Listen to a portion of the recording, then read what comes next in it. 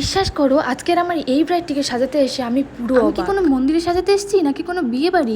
চলো তার আগে শুনে নি আজকের আমার এই মিষ্টি ব্রাইড আমার কাছে কিরকম লুক চাই। হাই মন্দিরা, হাই। আজকে তোমার রিসেপশন, তুমি আমার কাছ থেকে কিরকম লুক চাইছো বলো। সিম্পলের মধ্যে, আর আইটা একটু টানা টানা হবে, আচ্ছা, আর চুলটা এইদিকে পার্টিশন করে একদিকে কার্ল করে কিছুটা ছাড়া থাকবে পেছনে, আর কোনটা দেওয়া আচ্ছা আর বাকি তোমার। চলো দেখি। তাহলে তোমরা তো শুনেই নিলে আমার ব্রাইড কি রকম লুক চাই। আমার ব্রাইড চেয়েছে আর আমি আমার ব্রাইডের স্বপ্নটাকে ফুলফিল করবো না, সেটা তো কখনোই হতে পারে না। তাই নিজের মনের মতো করে ওকে একটা লুক দেওয়ার চেষ্টা করি। বিশ্বাস করো আজকের আমার এই ব্রাইডটিকে ঘুরে আমার মন প্রাণ সবকিছু পুরো ভরে গেছে। লাইফে আমি ভীষণ ভীষণ ভীষণ খুশি। বিশ্বাস করো আমার এই 5-6 বছরের কেরিয়ারে এখনো পর্যন্ত আমার এই প্রথম ডিভোটি ব্রাইড। বিশ্বাস করো 5-6 বছর ধরে মেকআপ করছি, আমার একটা ভীষণ চাওয়া ছিল আমি একজন ভক্ত ব্রাইডকে সাজাবো। এত তো সেলিব্রিটি সাজালাম, এত ব্রাইড সাজালাম, এটা আমার কাছে ভীষণ দুঃখের একটা ব্যাপার ছিল।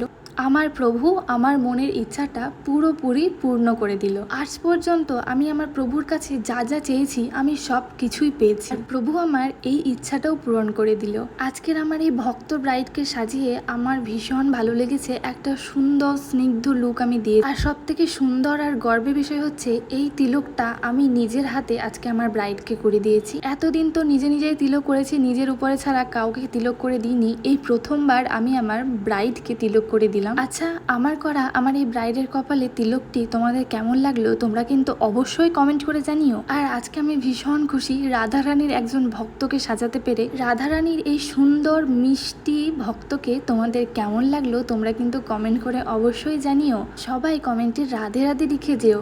আজকের এই লুকটা দেখে মনে হচ্ছে দেখেই যাই। কি তোমাদেরও তাই মনে হচ্ছে তো? আমাদের প্রত্যেকেরই উচিত কপালে এরকম তিলক ধারণ করে রাখা। তিলক করলে আমাদের মন শরীর সবকিছুই সুস্থ থাকে, ভালো থাকে। জন্মের আগে আমরা ভগবানের কাছে কথা দিয়ে আসি যে জন্মের পর তোমার নাম জপ করব, ভালো কর্ম করব, কিন্তু কজনই বা পারি বলো? ভগবানের সেবা করা, ভগবানের ভক্ত হওয়া বিশাল ভাগ্যের একটা ব্যাপার, যেটা সবার দ্বারা সম্ভব হয় না। কিছু ক্ষেত্রে আমরা পরিস্থিতির চাপে সেটা করে উঠতে পারি না, আর কিছু কিছু সময় আমাদের পরিস্থিতি সব ভালো থাকা সত্ত্বেও আমাদের নিজেদের মন আমাদেরকে আটকে দেয়। ভিডিওর শেষে একটা কথাই বলবো, নিজেকে আমার ভীষণ ভাগ্যবতী বলে মনে হয়।